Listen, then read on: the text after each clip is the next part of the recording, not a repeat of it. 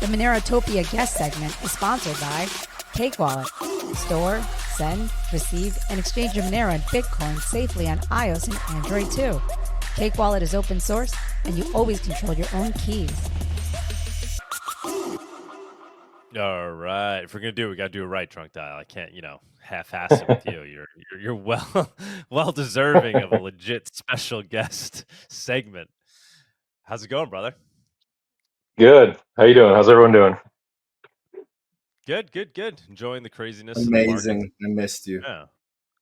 Yeah. So, I've been busy as hell for the past couple months. But yeah, I just wanted to hop on and kind of promote or announce or whatever an idea I'm trying to flesh out right now for a matching fundraiser to develop a floss app, free Libre open source software app for reinstituting a function that was lost when local Monero shut down.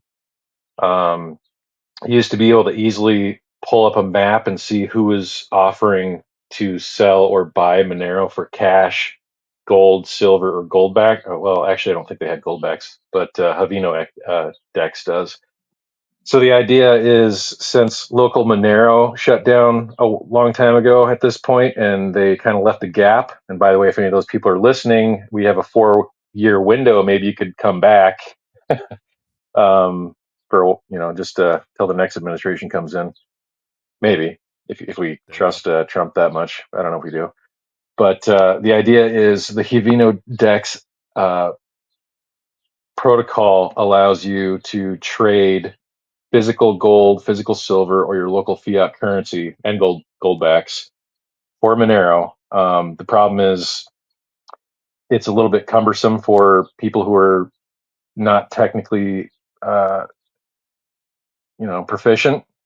And if we can make the Havino Dex protocol into a self-hosted app that is basically idiot-proof, that means that wallets like Cake Wallet or Monero could just integrate it, and you could say, I want to buy some Monero this weekend, pull up a map, see the offerings, and drive 20 minutes to a Starbucks like we could just a year and a half ago or so. I'm noticing that when there's huge waves of interest in Monero, we always get the same question: how do I buy it? How do I buy it? How do I buy it? How do I buy it?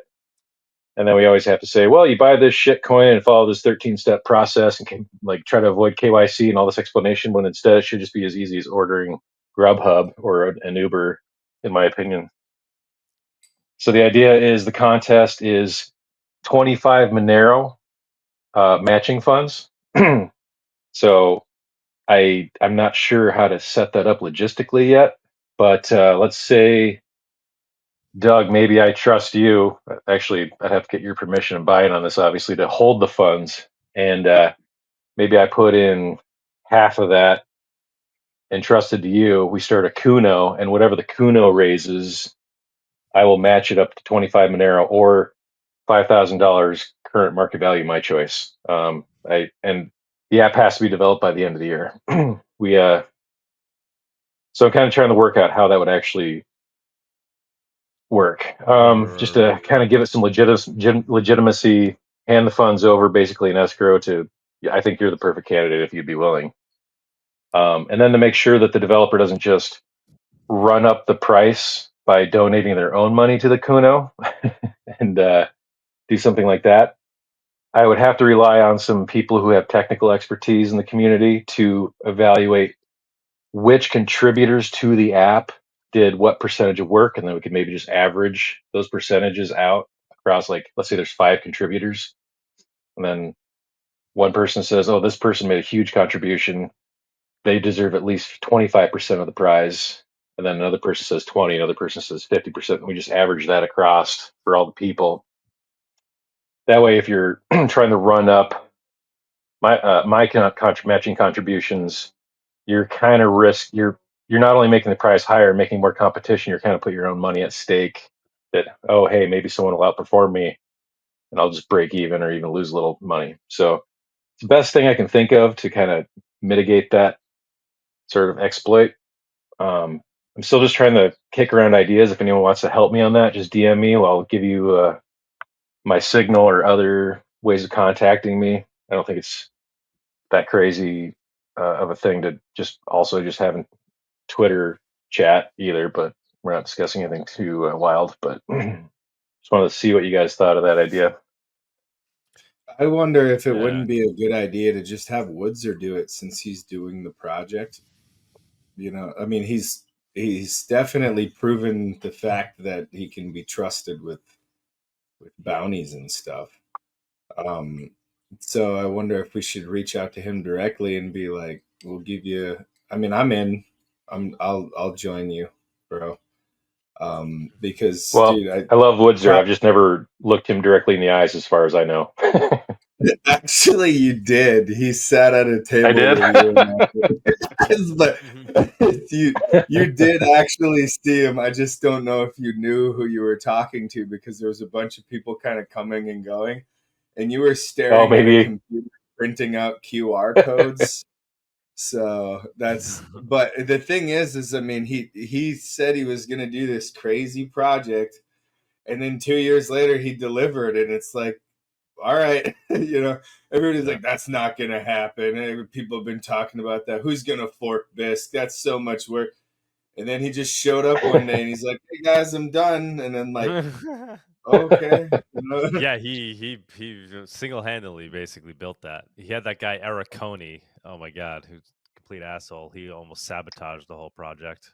But Woodzer powered through. Well, I did just see a post, I think yesterday maybe, where someone came out of nowhere saying, "Hey, I've been developing this app," and it came a couple days after I was announcing this idea and kicking it around. I was like, "Well, shit, that happened a lot faster than I expected."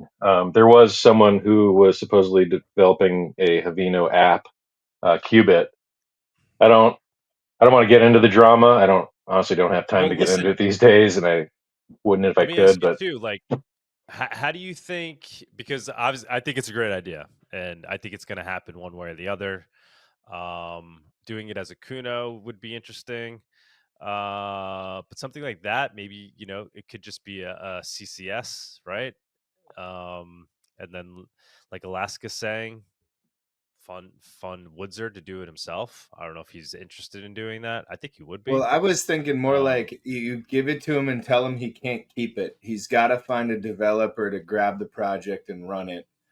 And they would show their merits by like building kind of some of the primary architecture and showing that it's clean and good code. But you're And saying you don't then, want Woodzer himself to build it? You said? well, and I wouldn't even be opposed to it, but I'm just saying like the ultimate goal here would be to grow the Haveno team and have one guy handles like the local meetup app, and one guy handles the base app underneath it, and then one guy's handling the desktop version, and they're cooperating. And this is like a huge issue just generally with the social elements of developers and programmers is like, I mean, we've like a lot of people have issues with like the graphene guy, right? But I mean, I honestly, he could say the most horrible shit ever, and he's still a hero to me, because it's like, or I mean, look at the people you have on Monero talk every day. Like I got a few edgy opinions here and there, but it's just once in a while.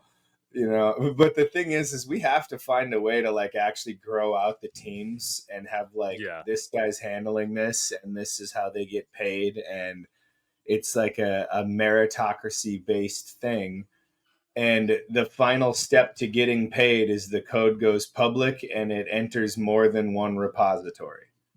Like when that code is public working and passes a certain level of audit, then you get paid, but it has to be public. It has to be open source. And once it is, here's your cash. And actually, like even going back before this, somebody who I work with a lot, Chloe, she had been working on creating like basically three different, you could almost think of them like trusts. One of them being faith based, one of them being code like merit based, and then one of them being more of like a function of finance industry.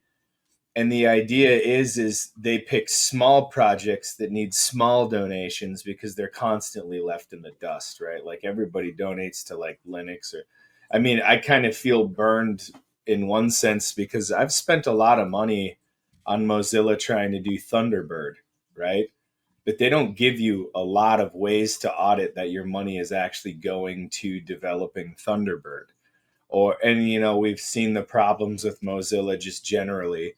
But the thing is we've got to have an open source email client for the business world, and the premise being that there be institutions established amongst the developer community where these guys are sworn to focus just on the code, just on the development. It doesn't matter who's asking for it. They can be anonymous, but they hold funds for the development of small projects based on the merit of completed code. There's like a Who holds these pipeline. funds? Well, that's why they're Oh, yes, supposed to this be. is a proposal. Yeah, it's and it got some traction up until I get, and this is my opinion, but up until people realized that their own gravy train was in question, because there's a lot of people who hold the power of the purse over other people to control their political opinions or what other projects they're working on or whatever. And the premise was is somebody who's working on this project over here can go making some money over here working on a different project. But then it's like, oh, well, it competes with mine or what, you know, and as soon as people realized how much power could be lost up at the top of the purse strings, uh, you know, I mean, it's the same story everywhere, right? But I love the idea of just demonstrating that it works with something simple like a Havino add-on. You know, we want to be able to find people on a map and meet up with them locally. And I would like to see a whole bunch of stuff that integrates with OpenStreetMaps that does that. You know, like this is how you can find Monero. This is how you can find Monero accepting businesses. You know, this links with XMR Bazaar.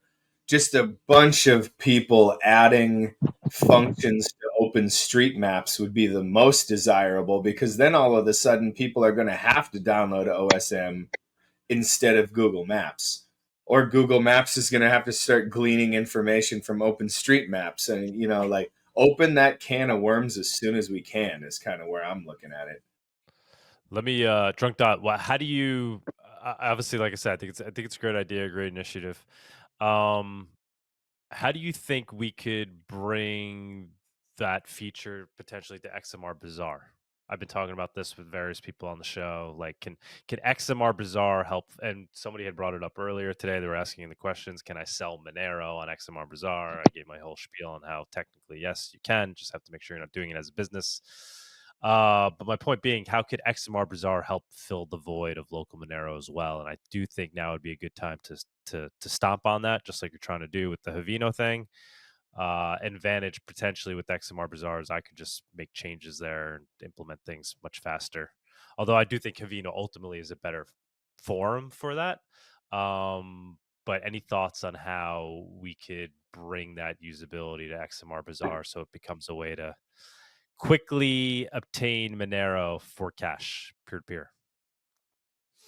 Yeah, so what I'm envisioning is that this standalone app is developed so that it's so idiot proof that any wallet or any other kind of marketplace app could integrate it into their app pretty easily. And I know you're developing the XMR Bazaar app, so I would just say add it in there, make it a button like buy Monero locally.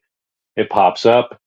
You can share your geolocation, whatever, to pull up the currency automatically, or a drop down menu can show you all the different fiats of the world, and maybe put gold, silver, and gold backs and at the very top, just to kind of promote that strong trading pair between precious metals and real digital money. That'd be my suggestion.